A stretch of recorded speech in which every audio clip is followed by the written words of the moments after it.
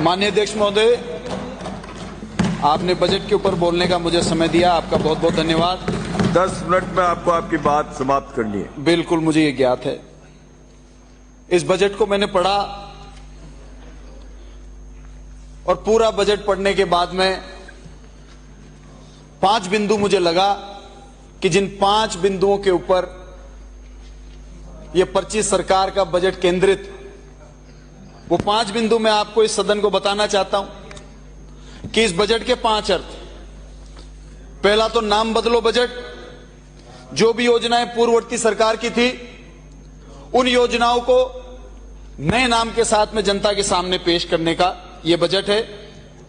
पूर्ववर्ती सरकार कोसों बजट, आप आगे क्या करने वाले हैं, आपका क्या विजन है, वो विजन भी मत बताओ, अपनी दिशा भी मत बताओ। पूर्ववर्ती सरकार को कोसकर ही अपना काम चलाओ, ऐसा बजट पूर्ववर्ती सरकार को कोसों बजट है।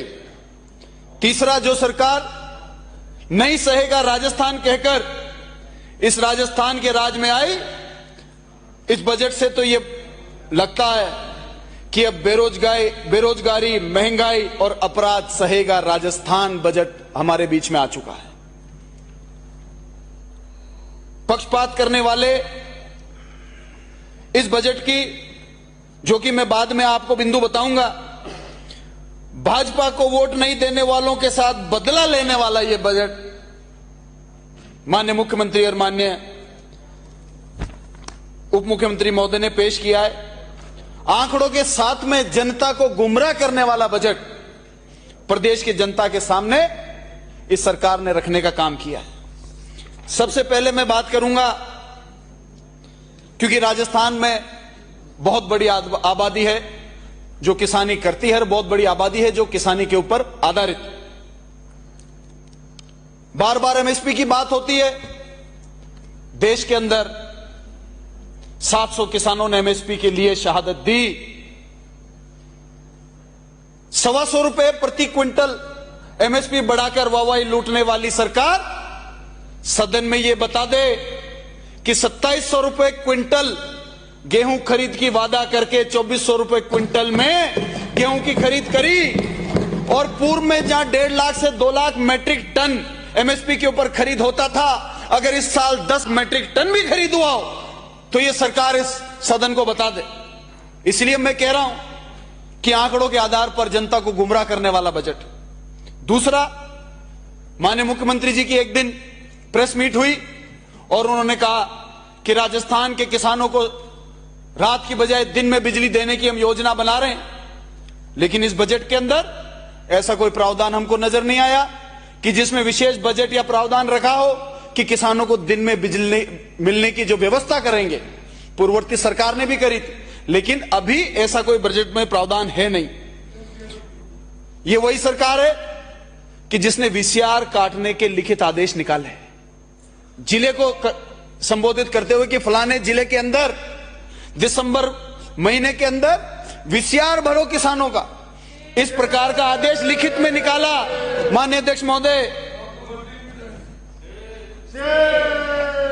शर्म ही नहीं आती, बीच बीच में बोलते हैं। कृषि कनेक्शन, अभी घरेलू कनेक्शन के लिए तो इस बजट के अंदर प्रावधान किया गया। अब वो कितने होंगे वो तो जब बजटीय वर्ष पूरा होगा तब पता लगेगा, लेकिन कृषि कनेक्शंस को, पुराने पेंडिंग जो हमारे कनेक्शंस हैं, उनको लगाने के लिए कोई बजट के अंदर प्रावधान नहीं है, कोई व्यवस्था नहीं है। इस बजट के अंदर उल्लेख किया गया कि किसानों की आमदनी 1.5 गुना की जाएगी, तो वो किस आधार पर 1.5 गुना होगी, उसका कोई प्रावधान इस बजट के अंदर नहीं हुआ। माननीय अध्यक्ष महोदय, यह बजट पूरी तरीके से इस प्रदेश के किसान के सपनों का, इस प्रदेश के किसान के बच्चों के भविष्य का और प्रदेश के किसान के अरमानों का धोखा है। ये अब मैं आना चाहूंगा युवाओं के ऊपर, रोजगार के ऊपर। बहुत वाहवाही लूटी गई कि हम लोग 4 लाख सरकारी नौकरियां निकालेंगे, लेकिन उसमें यह तो बताइए कि पूर्ववर्ती सरकार ने जो नौकरियों की प्रक्रिया पूरी कर ली, क्या वो 4 लाख में इंक्लूडेड है? क्या पूर्ववर्ती सरकार ने 1.5 साल, 2 साल, 2.5 साल, 3 साल काम करके नौकरियां पकाकर ज्वाइनिंग बाकी रह गई, परीक्षाएं हो चुकी हैं, प्रक्रिया पूरी हो चुकी है, क्या उनको इस 4 लाख के अंदर लाया जाएगा? और मैं तो दावा कह रहा हूं, आज ये प्रथम सत्र है बजट का, अगर 4 लाख नौकरियां देंगे तो मान जाएंगे इनको। वो समय भी हमारे सामने बहुत दूर नहीं है। माननीय अध्यक्ष महोदय, बात में अपनी ही बात में विरोधाभास है। एक तरफ तो कह रहे हैं नौकरियां दे रहे हैं, दूसरी तरफ बिंदु 51 में सरकारी एवं निजी क्षेत्रों में स्किल अपग्रेड के साथ 10 लाख से अधिक रोजगार के अवसर उपलब्ध कराएंगे। रोजगार दोगे कि अवसर उपलब्ध कराओगे? अवसर तो उपलब्ध है, राजस्थान में हजारों इंडस्ट्रीज है, अवसर तो है, लेकिन रोजगार दिलाने में सरकार की क्या योजना है, सरकार का क्या रोल रहेगा, यह पेश करें। दूसरा पॉइंट संख्या 54 में, बिंदु संख्या 54 में 5 वर्षों में 50,000 से अधिक एवीजीसी एक्सआर पॉलिसी लाई जाएगी, जिससे 50,000 से अधिक रोजगार के अवसर उपलब्ध हो सकेंगे। और रोजगार देना चाहते हो कि अवसर देना चाहते हो? आंकड़े दिखाकर जनता को भटकाना चाहते हो? यह नहीं चलेगा। स्पष्ट आपकी मानसिकता जो है आपको स्पष्ट करनी पड़ेगी। बिना स्पष्ट किए राजस्थान के लोगों को आप गुमराह नहीं कर सकते। यह वो सरकार है माननीय अध्यक्ष महोदय, जो एक तरफ रोजगार देने की बात करती है और दूसरी तरफ रोजगार पाए हुए लोगों को बेरोजगार करने का आदेश निकालती है। यह मैं सदन में इनकी दोहरी मानसिकता बताता हूं। 25 दिसंबर 2023 को 5,000 युवा मित्रों को इन्होंने बेरोजगार कर दिया। महात्मा गांधी सेवा प्रेरक की भर्ती जो संपूर्ण हो चुकी थी, लोग हमारे प्रदेश के युवा और युवतियां ज्वाइनिंग करने वाले थे, उस भर्ती को इन्होंने निरस्त कर दिया।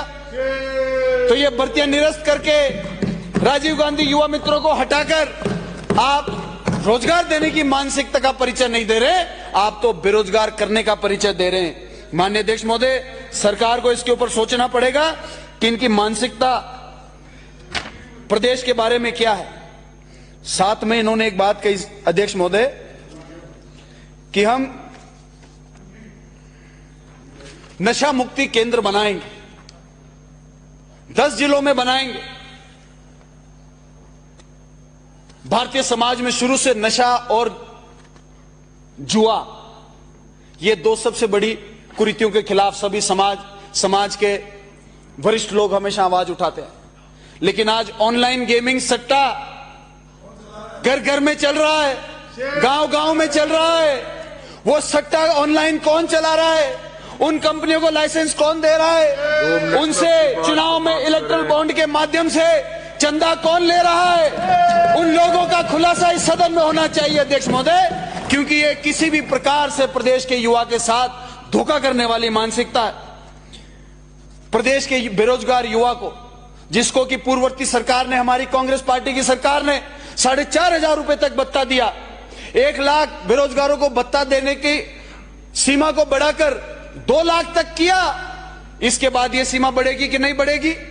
माननीय अध्यक्ष महोदय, जब से यह सरकार बनी है उसके बाद में 10 महीने क्या 7-8 महीने हो गए, अभी मैंने प्रश्न लगाया कि आज तक बेरोजगारी भत्ता क्यों नहीं दिया गया। 250 करोड़ बेरोजगारों का पैसा 6 महीने तक इन्होंने अपनी ट्रेजरी में रखा। बेरोजगारों के तो ये हितैषी है ही नहीं।